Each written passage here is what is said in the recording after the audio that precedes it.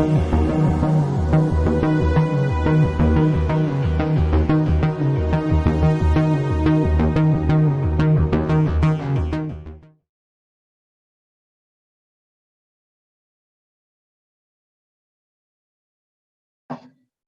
good evening. This is Alara of Sirius, and you're watching 1 Foot in 5D.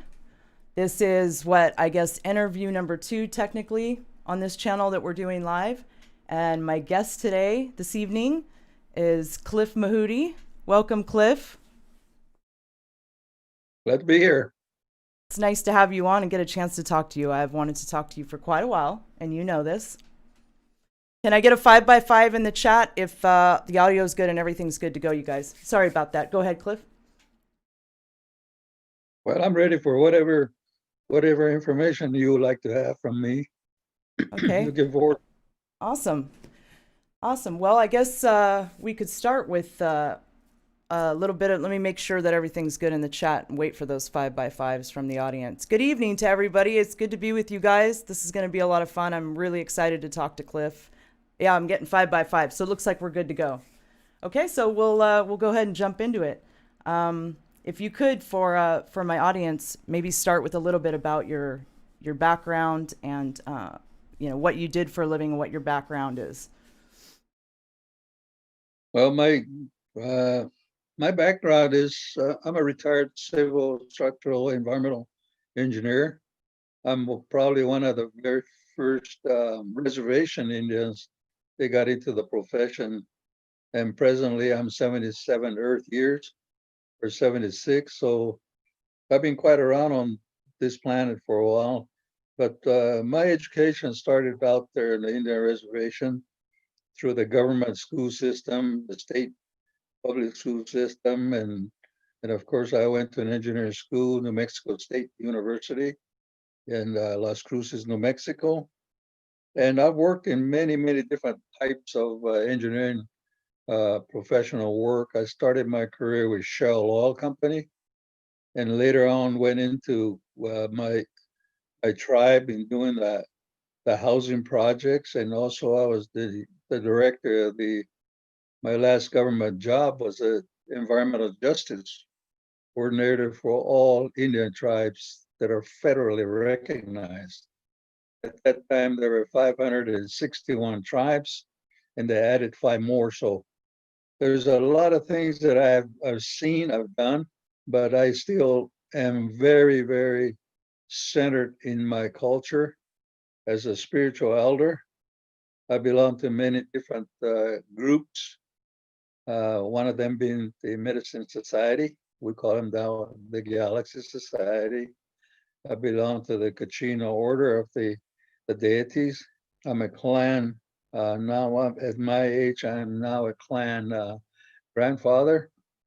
And also, I've worked with a lot of other different tribes in many of their programs for just about everything that has to do with the development, whether it's economic development, road systems, health programs, and whatever. I also served my country. I was a commissioned officer with the United States Public Health Service, and I was stationed in Oklahoma, Arizona, New Mexico, and did a lot of wastewater projects. And then, so my background is before I retired, was environmental. So this is what my strong point is, and this is what my love is about the environmental engineering part of it. Did you grow up on like a reservation? I'm very ignorant as to how all that works, and how I'm curious as to your upbringing, that kind of where you took in a lot of this knowledge and became considered a spiritual elder and these kind of things. Is where did that come from? Did you grow up? How did you grow up? Well, I belong to the Zuni Indian tribe. We're one of the 19 Pueblo reservations in the state of New Mexico. And it's if you took the Arizona, New Mexico border that goes up and down north and south, and you go halfway on the New Mexico side is the Zuni Indian Reservation. One of the biggest highway systems, the mother road is Highway 66, or now now it's I-40. Mm-hmm. It's in that south of there was my reservation. I was born and raised. I was born during the Second World War when my dad had got drafted, and we didn't have any running water. We didn't have any electricity.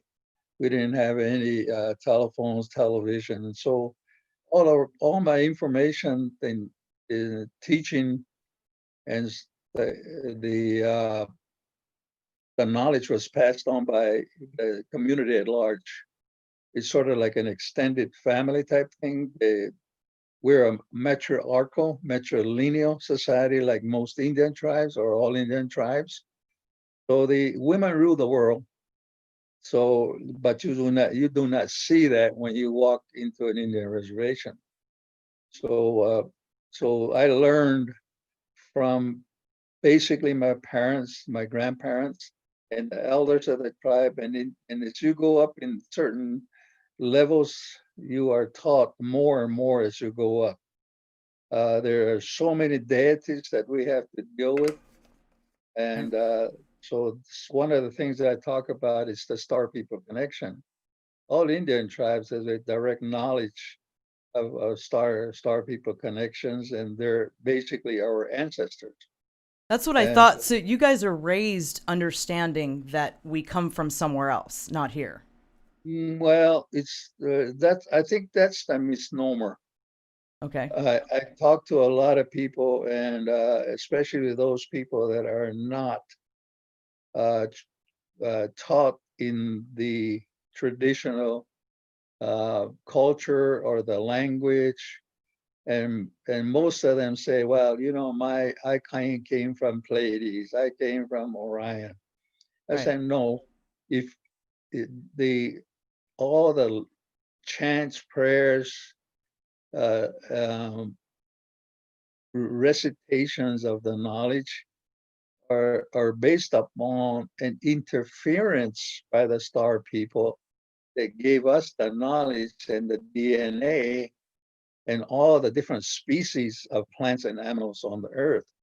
And Zuni has probably the most elaborate, complete knowledge of these things. It's repeated almost on a monthly basis during the full moon and Really. twice a year. So we never lost that connection.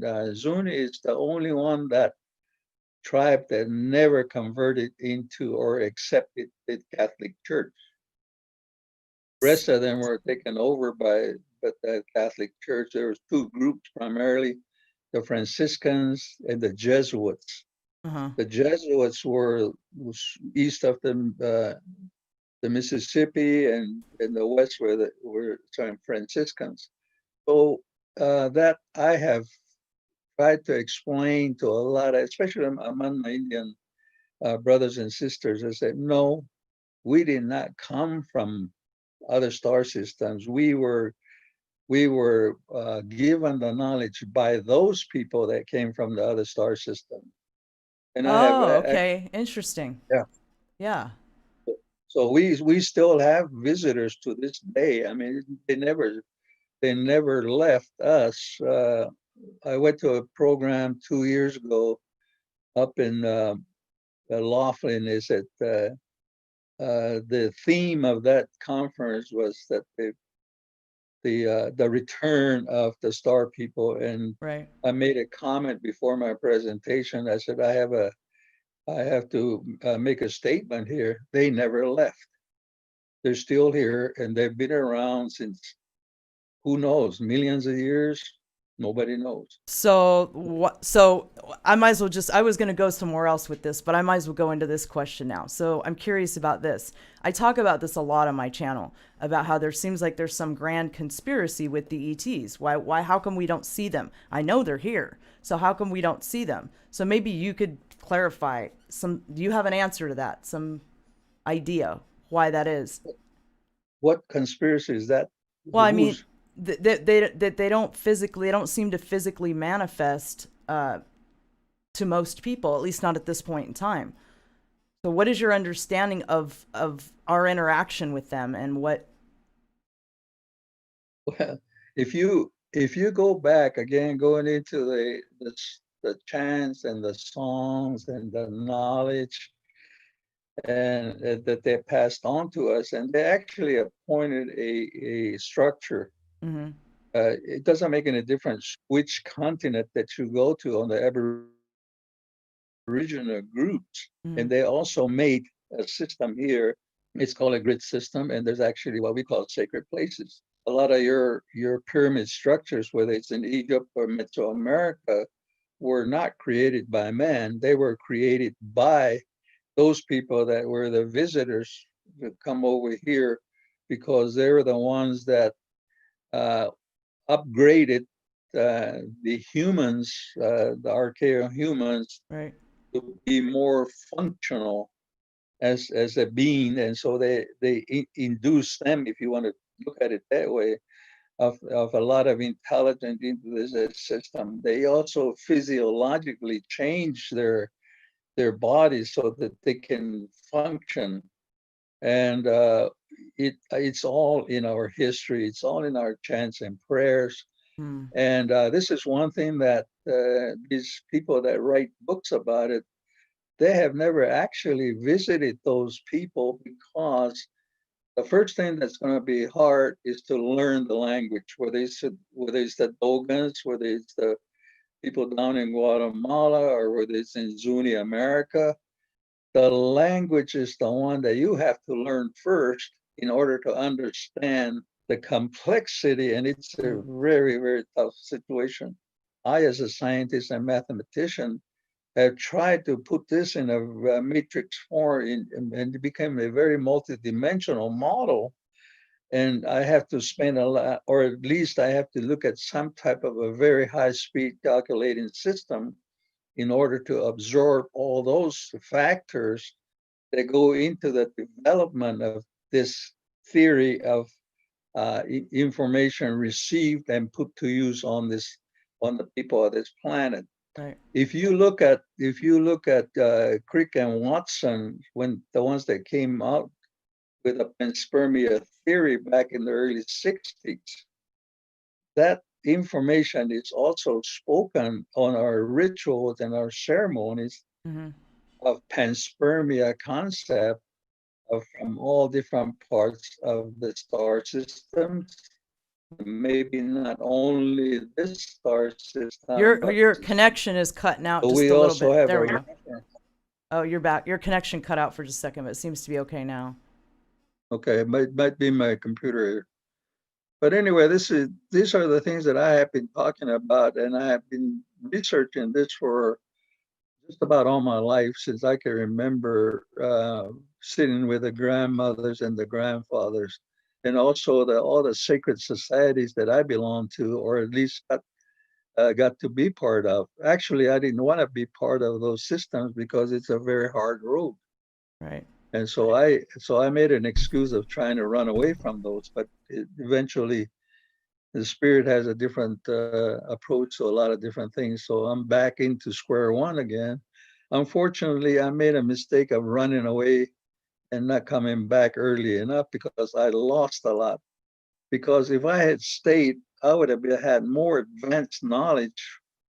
But my mathematical and scientific training, engineering background actually helped me to interpret the chants and the prayers and the rituals, and Right. also the direction with the star system of all the time schedules. There are many, many time pieces that we have to fit in there.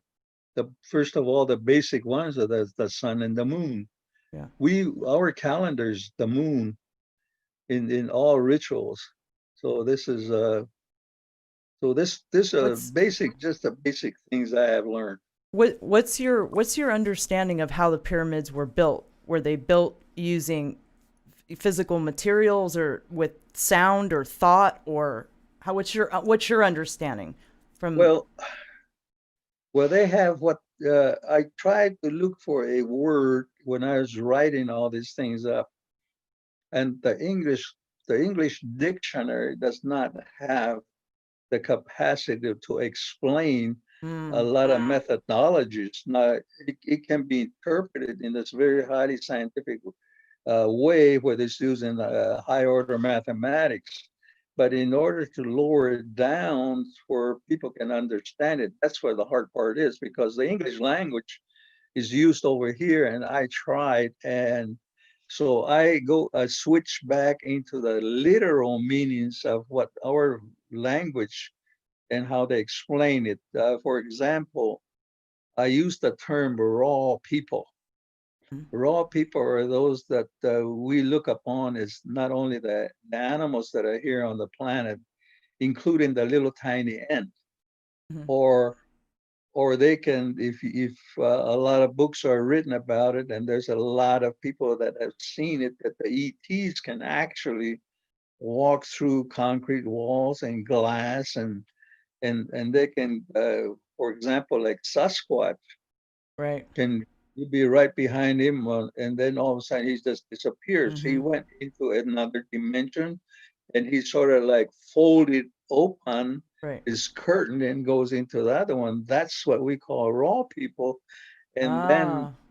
that's why I also explain it, because it doesn't have that word in the English dictionary. Right. And I said, now there's the term that they use all the time is that, if you remember that in the biblical Star of Bethlehem, the Magi, Mhm. and that's where the term magic comes into play. And there's a lot of things that are imaginary if you look at it in terms of multidimensional high order mathematics. And that's what man has been trying to find out for thousands of years. How do they do that? So I want to say thank you to Keystone. She said, "I love you all," and she put a super chat in there. I want to thank you, Keystone. I appreciate that. Go ahead, Cliff. well, anyway, so when I was trying to explain this, in aside from the scientific approach to it, I said, okay, I'm going to give you the literal way that people in my tribe explain it, especially the higher order priesthood, which I part of, but not the high priest. Okay, Hmm. so the word that I came up with was cosmic magic. Cosmic magic is the one that works in multi-dimensional forms, Oh, even to the highest dimension, especially in the terms of what they call ascension, because we do not die when right. when this body dies. We go on, and we keep reincarnation, and it's not done by us. It's done by the people, what we call the raw people that are taking care of Oh, us. They're the interesting. ones that are in charge. Man is I always talk to my groups in every lecture that I had. I asked that question. I said, what's the dumbest animal on earth? And the answer is man. So they're like our elders, right? And human Abs- beings. Go ahead. I'm sorry. Go ahead. Absolutely. Oh. They're our fathers and our mothers, and they are our guardians, Mm, and they are our onlookers. They're the ones that watch out for us, the watchers. yeah. You've heard those terms in many, many different orders, okay? Yeah. But nobody has that comprehensive approach to these things right now. Right now, I mean, the term that's used quite a bit by those people that really don't really understand the term is the Kachina. The Kachina is an equivalent to what white people call angels. They're the ones that Oh.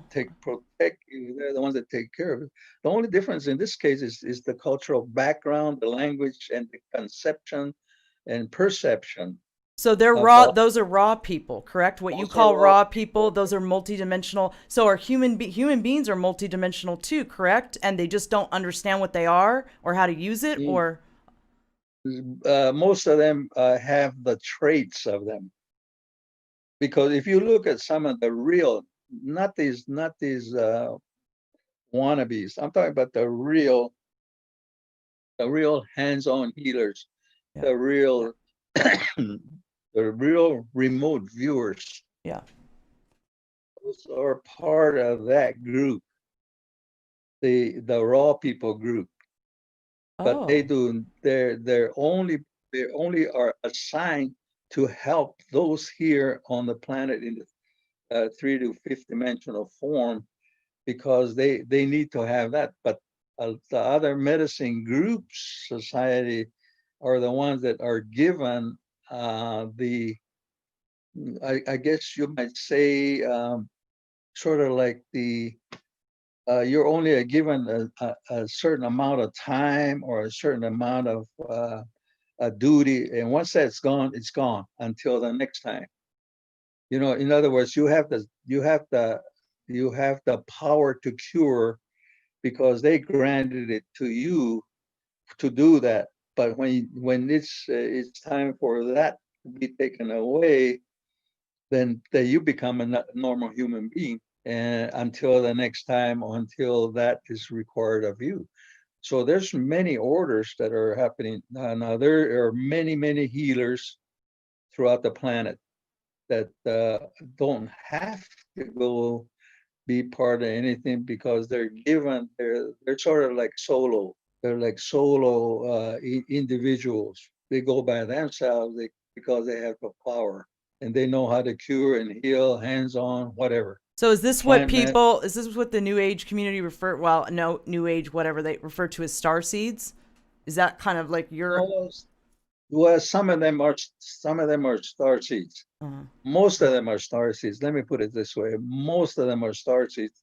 The only problem in the star seed, you remember if you read back in the 50s, they were called the blue children. Then they switched over into the indigos. Oh, okay. And then as time went on, then they became crystal children. Right. Okay. I think the latest term that they use now is rainbow children. Now, these were, if you were, and those are basically light workers anyway.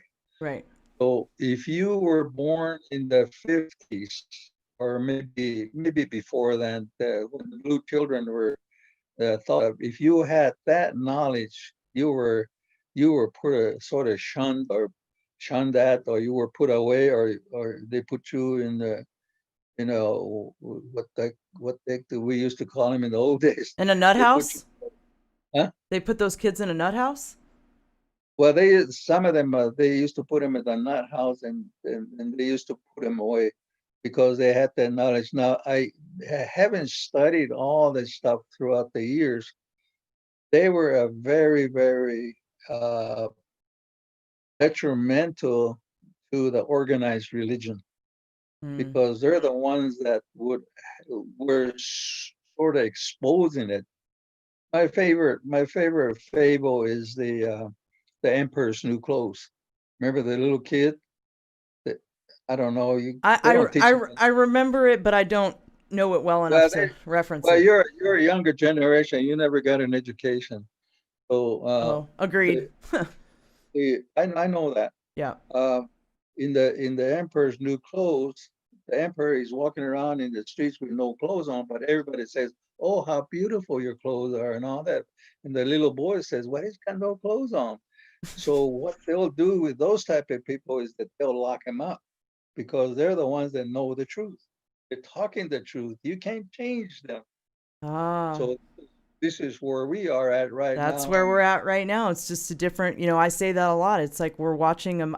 I still can't believe that we're watching the levels of censorship that we're watching. It's like it's modern day book burning. That's what's going on. They're literally censoring the data and the information and the truth. And I can't believe it's happening in this country. I mean, I know it's happening, but it's very hard for me to watch. It's going to get worse. Yeah. It's actually started in 1970. The kids were taught the new math in the early, in about the 60s, in the mid 60s. That was called a new math. That was an attempt. That was a plan to make kids dumb about mathematics. And every school system had that. They call it new math. Actually, you don't hit that type of mathematics until it's past differential equations. It's about topology, and it's about the ring theory, and that's where they were teaching kids about set theory, which you don't hit until you're about in the senior in mathematics. Yeah. So that you take a senior level in technology, I mean in mathematics, and you're teaching it to 5, 6 year olds. That's why they're dumb. Loyal to the Foil just had a question for you. I thought I'd ask because it's a great question. She said, is there any information that you guys that's passed down to you that you are literally not allowed to share with us? No, it's a well. I think that this was uh, eh, when the Indians were here, they gave out everything. I mean, everything was knowledge. It was nothing was restricted. It's only when they created war on them, then that's where the Indians said, no, we're not going to teach those people anything anymore, because if you showed them this is where we have a direct connection with spirit here, and here are the things that we go through, and they show you a cave with a lot of maybe gold and a lot of different precious stones in there. Instead of dealing with God, they took all that stuff out. Well, you look at Mesoamerica, Mhm. what they did to those Indians down in Mexico. They kill millions of them for gold. So after a while, the word went out. Don't tell them anything. Yeah. So this is just human nature. You'll be nice to somebody else, and then you get kicked around, and they Mm-hmm. stole from you. Why should you tell them anything anymore? It's just human nature. It's just human nature, But right? in the begin, I mean, before that happened, everybody was in very, very. They didn't have what. If you look back, Indians never had wars until the white man came over here. Right. Think about it. Yeah. There's they made them fight. You know what it is? It's the same old divide and conquer. Mm-hmm. Which is what they're doing You- now, been doing for a long time. I mean, it never stopped. Yeah. Now we're using technology. Yeah. Correct. Yep. Look what happened last 2, 3 weeks. Oh yeah. But anyway, We can get into that a little bit. It's yeah, we just watched an election get stolen, and I don't know how much. I mean, you said you're not really on social media. I am obviously a lot more than you, and we literally and we're finding out more and more as we dig and as things come out and get exposed here that not only did they steal this election, they've been doing this for a long time. we don't. No, I just got through saying that the Yodas of the Indian reservations do not have to look at the media. They don't have to look at television, YouTube, or nothing. They already know because they were told many thousands of years ago.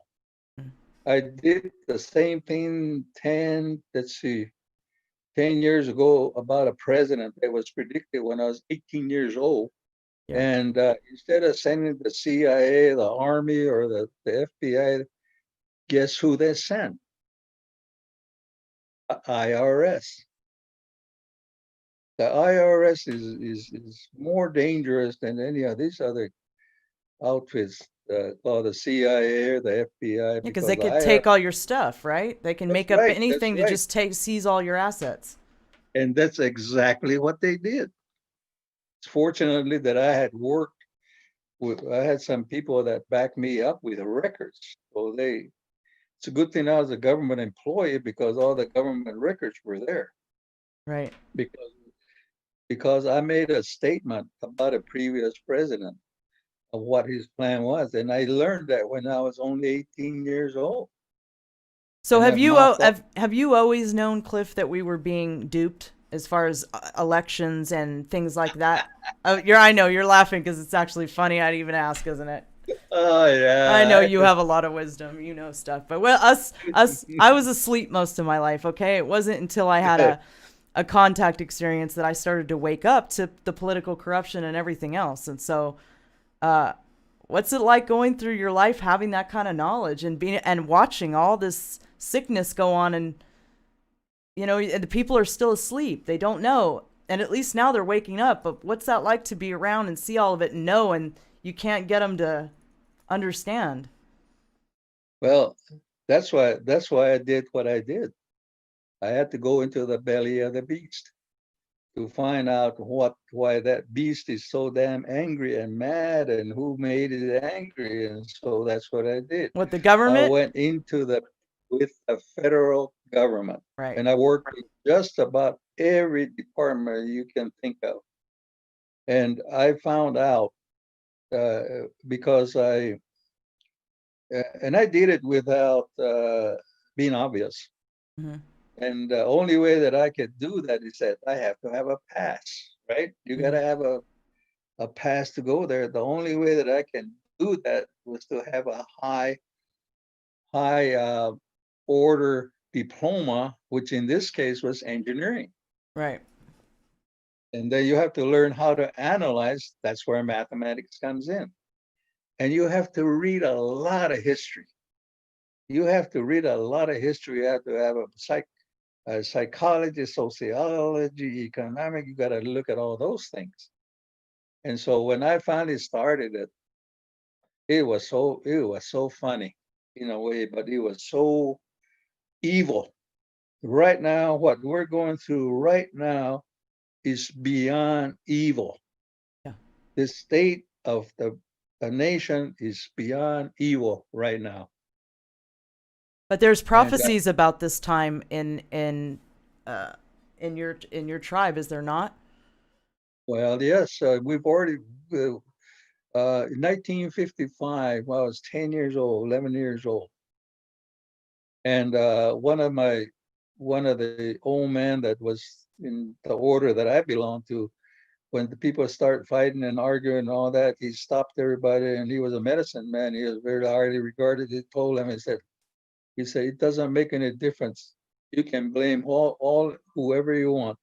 He said, you're the ones that are gonna be the ones that will make your own nation fail because of what you guys are going through right now. I was 10, 11 years old at that time.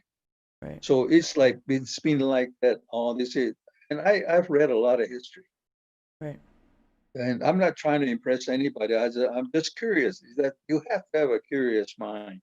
Right. Why does this thing? That's why I broke a lot of things in my life. I broke my first watch that I ever made to see what makes it tick. I only Right. had it one day, and I spent almost a year selling the seeds so I can get a watch, and I messed it up in one day because I was curious. So that's what happens when you're looking at things. Why is this thing happening? What makes this tick? Right. This nation is now gonna be doomed. Okay, if you read Tolstoy, every civilization goes under after 500 years. This nation is past 500 years because this nation was invaded in 1540, and now it's 2000. We only got another 20 more years for it to fall down. Chris Hawkins, thank you so much, Chris. We really appreciate that. Well, I'm used to saying we because I'm used to having my co-host Will to the Foil on. I really appreciate that. He says first super chat gets a hundy. Keep up the good work, Alara. Thank you a lot, Chris. I really appreciate that. And Foil had brought up a question just now, another question too, which is interesting. I have a very wide ranging audience that watches this channel. But the main rule I have around here is we stay open minded and accepting and loving and unity consciousness. It doesn't matter what your belief system is, or your religion, or your whatever. As long as you're accepting and loving of others and not trying to force your beliefs on others, then I'm totally cool with it. So I just wanted to state that and clarify that for people that are new to this channel. So she just asked if the Kachina are angels, then who are the demons? Which is a good question. Who are the demons? Mm-hmm. The dark side people. You might want to start out with see that's one thing that this nation or the people do not talk about. They refer primarily to the Bible, as this talks about Satanism, and even close to things like the Salem witch the back in Salem when they hang those witches and all that. It's been around. If you look at it in terms of the yin and yang and the light and the dark, and in mathematics, the plus and the minus, and it's a balance. You have to have a balance of the light and the dark. But what has happened is that the dark has increased. And this is why that's why the scales are tipped in their favor. They think that they're going to win this latest thing that what we've been went through in the last 2-3 weeks is it was all a setup. It was not. I don't have to. Like I say, I don't listen. I don't even know how to get on Twitter or Facebook or anything. I don't need that kind of crap. All I have to do is concentrate and look at the sky, look at the stars, and I can tell you what's happening right now. The Mother Nature is so direct, and it's the truth. And when COVID happened, and in my opinion, COVID was created. But when in my house where I live at right now, at the end of February, all the birds left, and including the crows, because crows are everywhere. Yeah. And my eagles left. I have 2 eagles that come here in winter. They left before the time to go. So I was asking why are you guys leaving?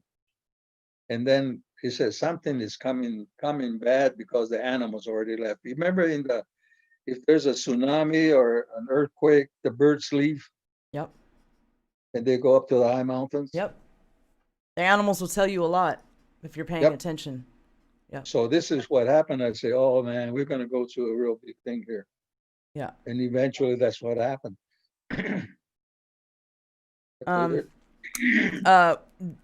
Divine Fractal just brought up to ask you about your ET experiences.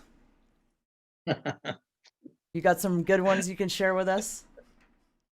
I think one of the latest ones that was put on, I think it was about a couple of 3 months ago, is if you look at Facebook, it's all, just look at my name, Clifford Mahooty, and it's a UFO taxi ride. That happened.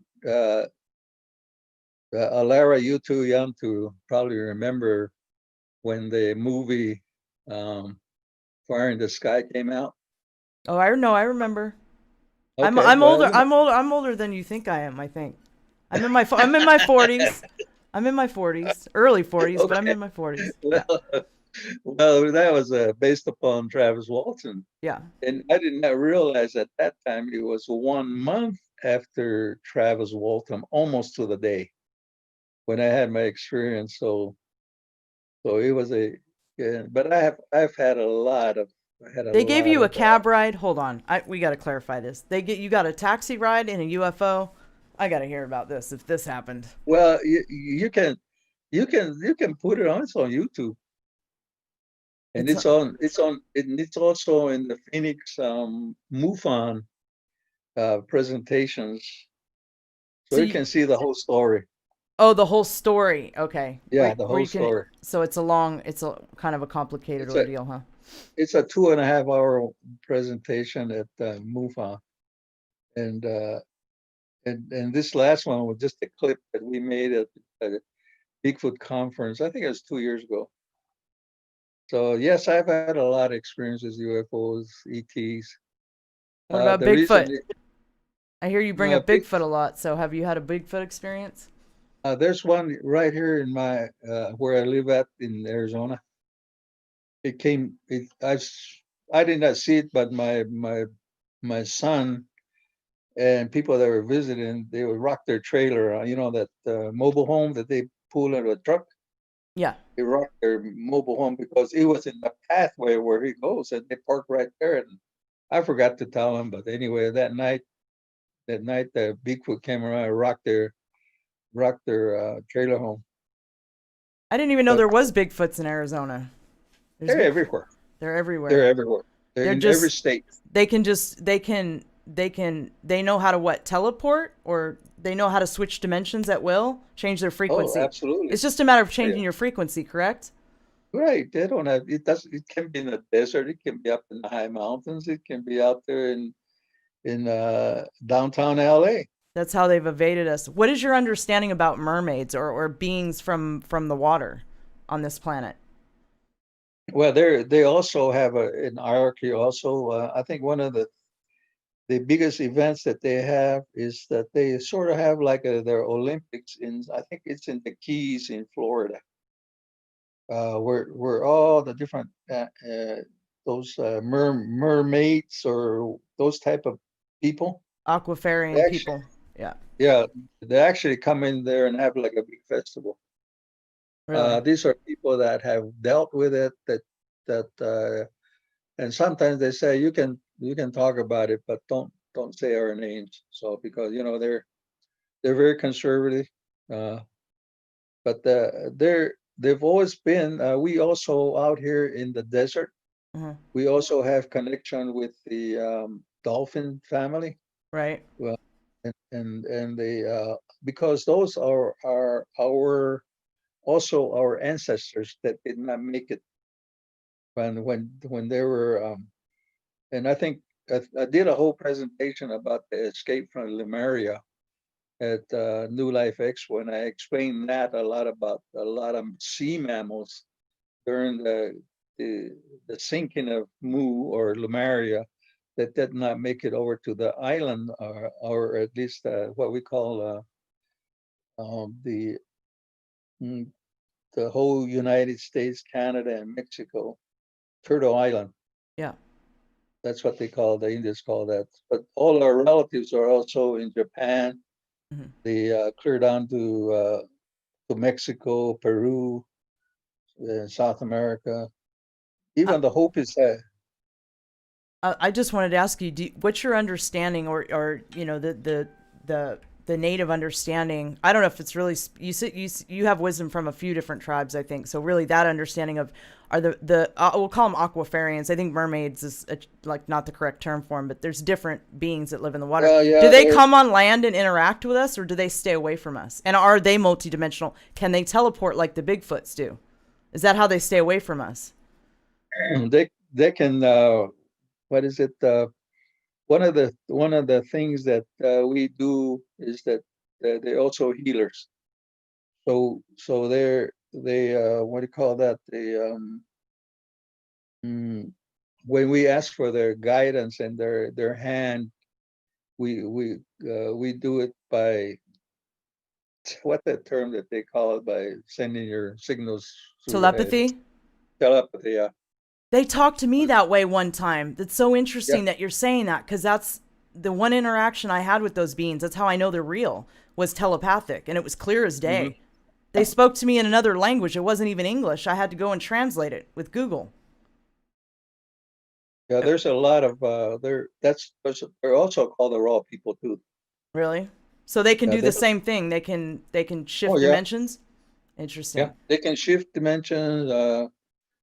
They can also you probably seen one of the videos that came out here about a month ago, Yeah.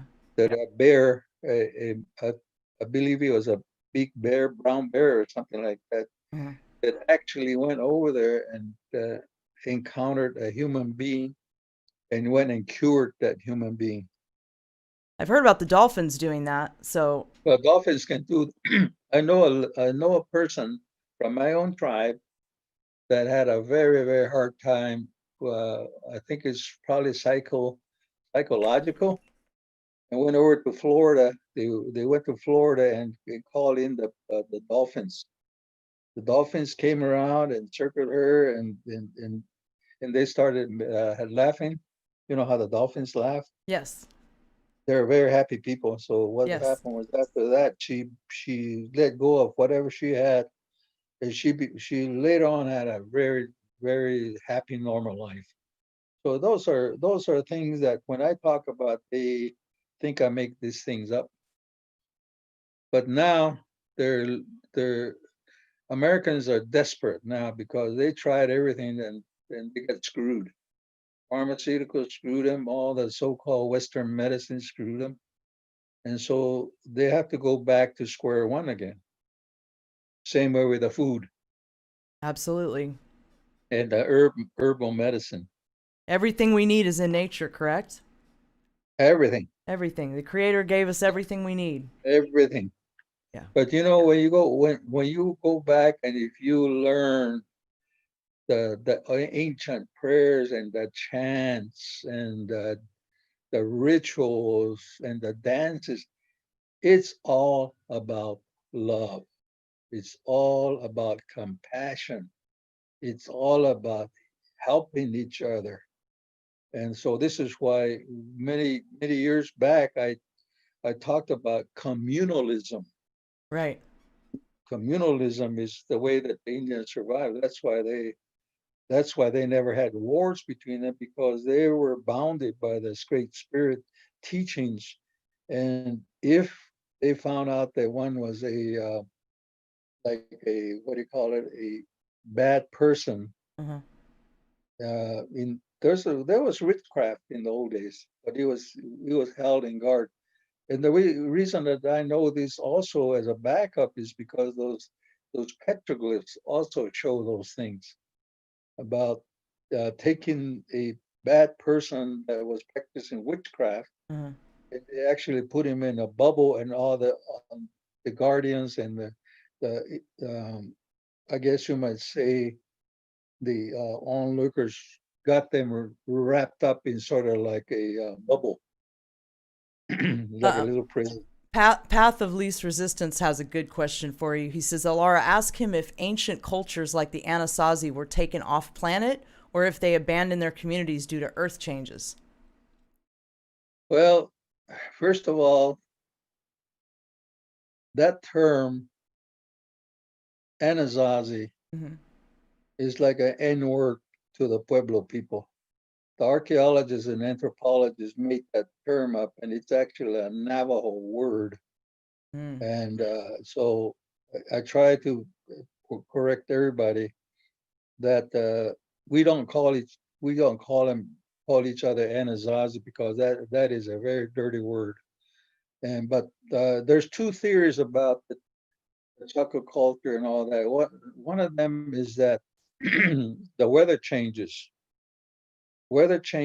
and but the other thing too is that they never abandoned. Uh, I mean, when they left, they just abandoned it. There's Mm. no burial site. Well, maybe they had them, but they also had, in some cases, a little bit of cannibalism. Oh, really? And yes, they. But there's also a theory about the red-haired giants, and they were very prevalent in Nevada and the Colorado Basin. And we also have, again, the backup is on our petroglyphs. Out here in the Southwest, you can see two types of beings that they put on the petroglyphs. One of them is a huge one, which Mm-hmm. is a giant.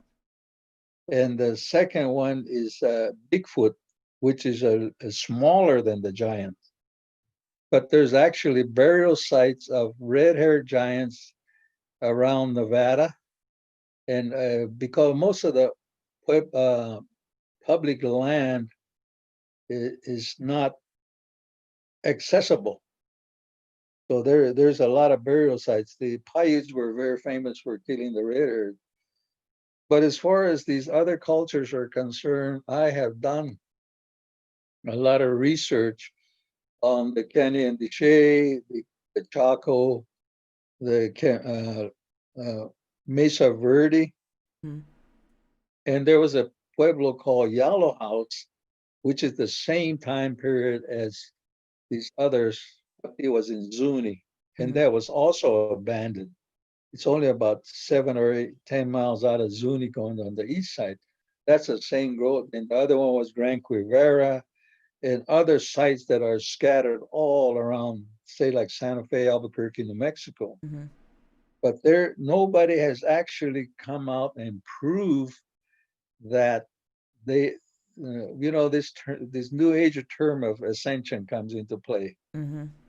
And then again, going back to my research about these other Pueblo people, because I am very well connected with them, because Uh-huh. we have to know their language too, so and their history. Do you think they were eaten by the red-haired giants or others, or do you think they ascended and left this dimension? No, I think what happened is that, I mean, just based upon numerous information that has come, is that yes, weather had a lot to do with it, because when you have a drought, you have to abandon, or you have to go somewhere. Right. And but in the old days, they used to have a direct route between Mexico City and Chaco Canyon. So they might have transported the whole system clear down to Mexico City, because that's where a lot of your ancient Pueblo tribes went, because of the tropical zone that they had down there. Because there's always rain, there's always water, and Right. there's always food. So that, but this other one that is really far fetched, of the Chaco people were picked up by a flying saucer. And it could have been because on one of my presentations, I actually show a saucer landing on what is called the Great Kiva. Mm-hmm. Now, one of the things that the archaeologists and anthropologists have not convinced me is that that was a kiva, because we did not have kivas until probably about, I would say about maybe 1200 AD. Well, right during the fall of well, Chaco Canyon actually fell about 1500. Is a Kiva a spaceship? I think I'm a little confused. Is that another Well, term for a no. spaceship? What I did was that, because when I did a lot of background search on, I mean, the legends and the history, it became like I called it the center for technological and medicinal practices. Chaco was. The Great Kiva, they said that they transported logs from 100 miles away west of there, called the Chusca Mountains. And they put the roof on there. And I said, it's a huge kiva, and you cannot support a load. It's based on an engineering law. You cannot support a loading of that on that the size of that kiva. And if you look at it, because there's only about 10% of what it used to be, that's the walls and the centerpieces are standing there. And there's also niches that are all around what they call it a kiva. A lot of people have mistaken those as kivas, and there were actually, like, for example, up in Mesa Verde, it was a ventilation system and storage systems for grain and water. And also they had a heating system that those were used like a vent network. But you have to come up with a lot of other studies to convince any, especially to me, that they disappeared, or were eaten alive, or Right. but there's an agriculture. Uh, they were hunter gatherers. So if you have a drought, not only does it affect the Right. animals, it also affects their crops. So they migrated somewhere, Right. and I believe they might have gone down to Mexico City, because they knew each other. And there's a clue to that also in about 1990, up at in Bandelier National Park, where Los Alamos is where they found a two jars back to back, like a dumbbell. And when they opened that they had what we use as our medicinal tools, and they had macaw feathers in there. The only macaw feathers only derived from Mexico, but so They had a Oh, direct route. They okay. had a direct route, and they traded with over there in the Cereals mine. It was the only turquoise mine at that time. Yeah. So they traded turquoise with feathers and other goods from Mexico. And these are information that you cannot see in any book. Right. These are tribal information that was passed on generation after generation. And it's unfortunate that we don't have very many American Indian archaeologists, anthropologists, Right. I agree. or or maybe or maybe they don't want to deal with it because, as far as they're concerned, that information is wrong. Right. See, we, Go ahead. Did you? oh, that's okay. Okay. Go ahead. Foyle's asking me again. She's cap locking on me, so I know she really wants me to ask. She wants me to ask you about the ant people. Number one, about them. I guess the Zuni interaction with them, and then also if the giants were human or if they were hybrids, the red haired giants, and where did they go? Well, with the ant people connection, they're in the this is we're in now what we call the fourth world. In the previous three were destroyed by the same things that mankind has gone through: greed, anger, fighting, wars, whatever. Technological, like if you remember Atlantis and Lemuria. Mm-hmm. But and so when the last catastrophe, when they had the earth the earth shift again, the the Archaeo Indians went into the center, what we call the underground. At the pole And shift, during the pole yeah, it was shift, a the last pole pole shift. Okay. shift, yeah. So they went in there, and there's many records, songs, chants, legends. I mean, information.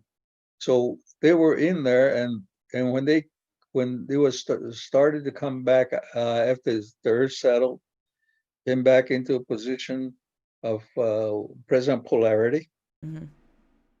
And the scientists know that it's flipped over 13 times before. And Oh. and so when that happened, the ant people were the first. Were taking care of them when they were inside. So Now did the they ant people take them down there when the poles started to shift, or did the ant no people no take no care of no them once they found their way in there? no the ant people is in the center of the earth. Oh, okay. Okay. And so when that happened, they made when they made refuge down there, the ant people took care of them and taught Oh. them a lot of different things that for survival. And there's basically two types of ants people. And when you go to Hopi, which they're very well famous for their stories, there's two types of ant people, according to one of my teachers, is that the ones that were short, I would say about 3 feet tall, Mm-hmm. were almost like transparent or translucent, and the ones that were about 4 feet tall were red. The texture of their skin was red. Right. And we also the name for the Pueblo of Zuni is called, in literal terms in Zuni, it's called the center of the ant people. When I built a house out there in my yard in Zuni, I did not realize that about 50 feet from my front door was the shrine for the ant people. I did not know at that time, but I was Oh, told wow. later on. So we have a lot of historical background of the ant people. If you want to look at it in terms of like what I just explained about raw people, because there's a lot of other different folks that are, I mean, types of species that are also inside of the earth. Mm-hmm. There's a lot of other people that says it's the molten iron and it's all that. I do not believe that. Right. As a Right. scientist and engineer, I cannot buy that. Yeah. So there's other people, and I like that you call them people too. There's other people that live on the earth that don't live on the surface, which Makes perfectly logical sense to me, considering we go through pole shifts and it gets torn up every so often. Makes more Oh yeah. sense to live inside of it. Are they the people that live inside though? Do they exist in another dimension, or do they exist in the third dimension like us? Well, they have to be in the third dimension, but they also have a direct connection. If you look back at some of the scientific or the military networking that they have, all they did was they just took those tunnels that are existing Hmm. and used them for their own military purposes. They Right. got a whole network of tunnels out here. Well, out here, so damn many of them. And then I was expanded them, right? Did they expand them or just use what was already there? But they've drilled out their additions to what well, was already they there, right? well they accidentally drilled into one some of them. The atomic Right. the atomic drilling machine. If you can Google this, Google the taos hum, TAOS hum. Hmm. It was started in 1977 through the 80s, and I was living in Albuquerque at that time. That humming almost killed me. I had to get out of that town, and they were drilling using that atomic drilling machine, and they accidentally at Hickory they ran into the glass line tunnel that was already existing for millions of years. Pardon me for just a second, Cliff. Thank you, Suitor Bug. Appreciate your support so much. Thank you so much. Yeah, it makes perfect sense, and that's why these tunnels are so extensive all over the planet. They come from other people. They're other people's tunnels. We just expanded them to and do whatever we're doing down there. I hope that that's getting cleaned up to some degree now. There was something else I wanted to ask. Oh yeah, what's your understanding? Well, there's two questions I have, and I know we're coming up on an hour right now, so we have to start to wrap things up. I promised I wouldn't take you that much more of an hour, but one is where have the red hair giants gone? Do they still exist? And if they do, where have they gone? And then I have another question for you after that. Where do you think they found a refuge? They're underground. Down into the ground. They're still If here you though, huh? remember, they're still they'll always be here.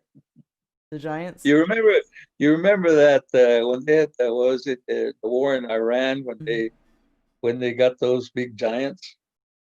Mhm. I wish the military, I mean the United States government, which will never happen, disclose all of these, but I think that eventually it'll come out.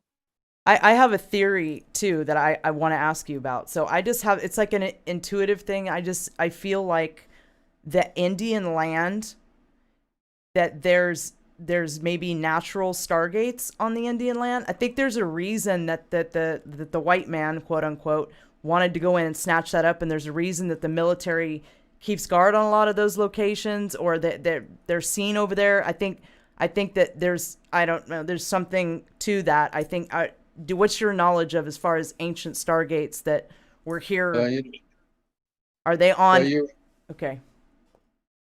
number one, there's no such thing as India, man. Hmm. They took it all away.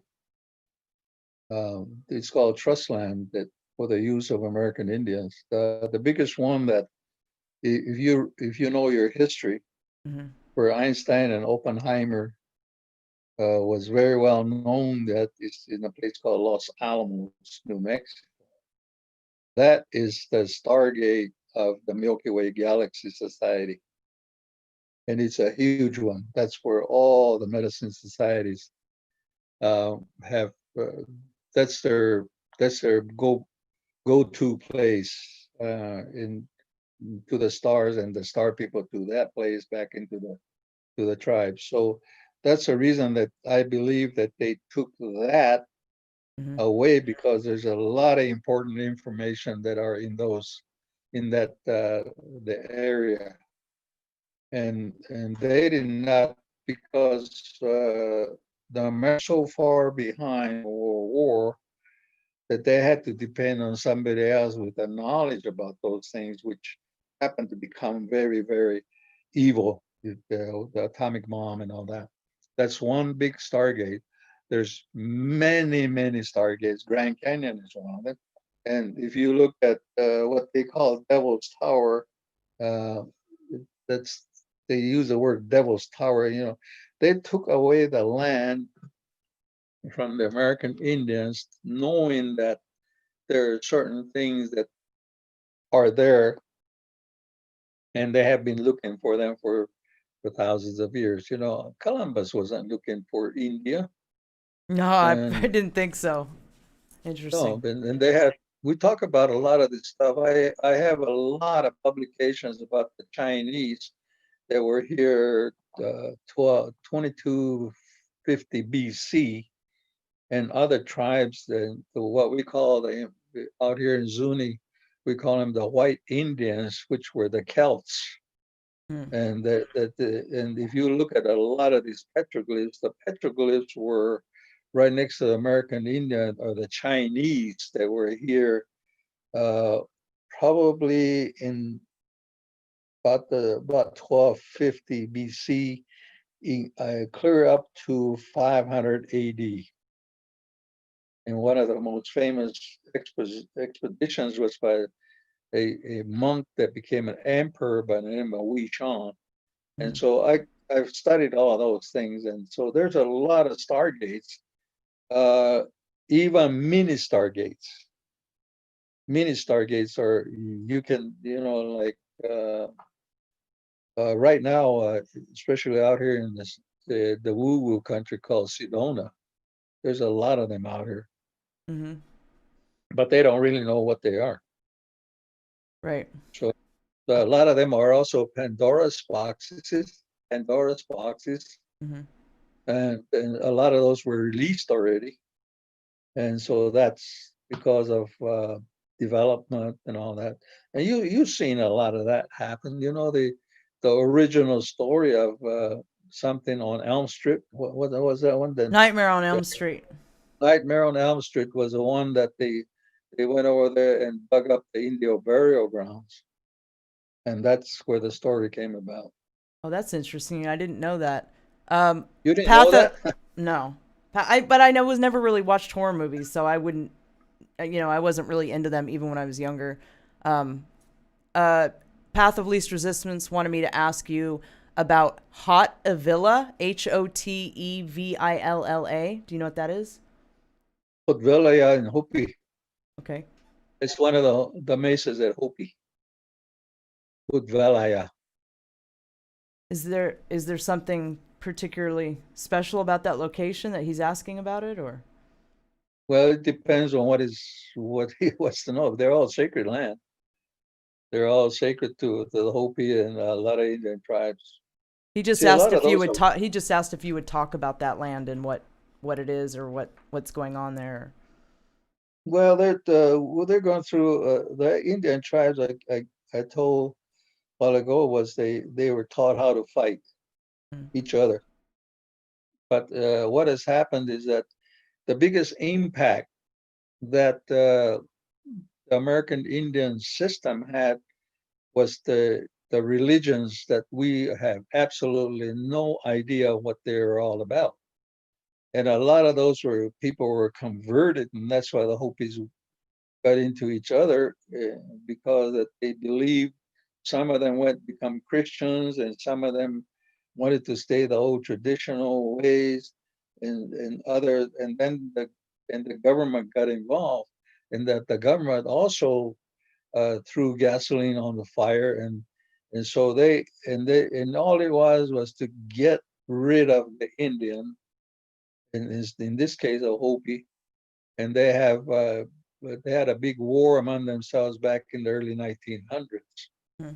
and so they dislocated. I mean, they kicked out a lot of these people from each other's masons, and they created a new one. I think it's called Oribe or Kids Kids Kids Movie. I think is the name of that new headquarters. And so they've been at war with each other for a number of centuries, or a couple of centuries anyway. But it's because that they had outside interferences, and right now the biggest one is another church that have actually infiltrated the tribal leaders with their religious activities. So there's a lot of things that are going on right now. It depends on who you talk to. Each one has a different idea. Each one has a different story, but they're not really allowed to talk with each other because they're there. You cannot allow yourself to become controversial because you have absolutely no other place to go. Even Mm, if they kick you out, you will not be accepted anywhere else. The right. reason I know this is that I went through that myself personally. You controversial, Cliff? Oh, No, I because of just I just talk the truth. because of what you did for a living and living that very sort of structured life, right? And then getting into bake what essentially amounts to ufology. Was that looked at oddly Well, we or? all no, I think it's because they do not understand their own teachings. So when they saw that, I think it's primarily two things. I think number one, I have been told by top-notch medical professional people, military people, is that the reason they don't like you there is they're afraid of you. Because you speak the They, truth. I speak the truth. Yeah, And the second thing is that you have studied it yeah, to the nth degree of not only individuals but the family lineages way back for the last 200-300 years. yeah. And so they're scared of you because you'll expose them, and then they'll upset their apple cart with the privileges and the rights, the so-called rights that they have. And because I was also not anti, but I did not go along with the federal government because I would say I was in top middle management. Yeah. And I never accepted anything that the government even told me to. I was not a good soldier either. Because I Well, always had questions. I always had questions. right. When you have questions and you speak the truth, you become a target. Period. And it's Well, I learned the hard way. yeah. I thought that I was going to do them a favor by finding out that the enemy, and that's why I went into the belly of the beast, and I said, now we got to go after the belly of the beast, and then we're going to destroy that concept and replace it with a better one. Right. They don't want that. They're used to the welfare system, and Well, that's what this all is about. let's let's let's kind of close on this note. What is the best advice? Because obviously we're at a pivotal point here in history and in with the changes. And what's the best advice that you would give to people out there trying to fight to change things? What's the best advice you would give for this time right now and then what we're going through? What? Number one is number one, don't be scared. Go within yourself, speak from the heart, listen to your heart, and get educated. Absolutely. Education is fundamental in correcting anything. It doesn't make any difference how complicated it looks like. That's Absolutely. basically it. And No. love is, you have to love each other. You have to have a lot of compassion because we threw that away. Yep. Forget about this other Mickey Mouse stuff like history because that's all rot. That's not true. Forget about all this technology because all it is another capturing tool. And it's Forget gonna go. technology. It's gonna go away eventually, right? Or it's gonna Well, morph into yeah. something else. Well, you have to go back to the land and spirit. Absolutely. Go back to land and spirit, and that's all you need. Absolutely. Wow, it's been super. I just have a couple of quick announcements before we close the show. I'll have Rampage on with me next week, you guys. I'll be putting a promo out soon for that. I wanted to give a shout out to Brianna Eves, who has does all the digital media for this channel. Her Twitter is linked below. You can find her down there. I just want to give her a shout out. Thank you for the new screen and the new stuff that you've done, the thumbnail work and all the things that you've done recently for the channel. It looks really good. Thank you very much, sister. And you can find, like I said, you can find her link below. If you'd like to donate to the channel, my Venmo link is linked down below. That's the only way that I have to donate right now. If you like the content, please don't forget to like, share, and subscribe. And Cliff, it has been an absolute treat having you on with me. Oh, I want to say thank you to the mods too. I really appreciate you guys. Thank you so much. Thank you to the people that donated today during the show. I appreciate your support very much. And Cliff, it has been such a joy having you on. You are so full of so much wonderful knowledge and information. I could talk to you forever. I hate to even end the show. You have so much wisdom that the world needs right now. Like the world desperately needs. Like they're coming into this awakening and they're learning all these truths, but I think people have a hard time processing it, and knowing what the right thing to do is with the information. So I just think you're important. Your wisdom's important, and I really, really appreciate you coming on today. Thank you very much for letting me be on your show. Yep. Well, thank you, Cliff. I guess I'm going to go ahead and say goodnight to everybody. Good night, everybody. Thank you for coming to the second live show on Wednesday night. We'll see you next week with Rampage. Good night, Patriots.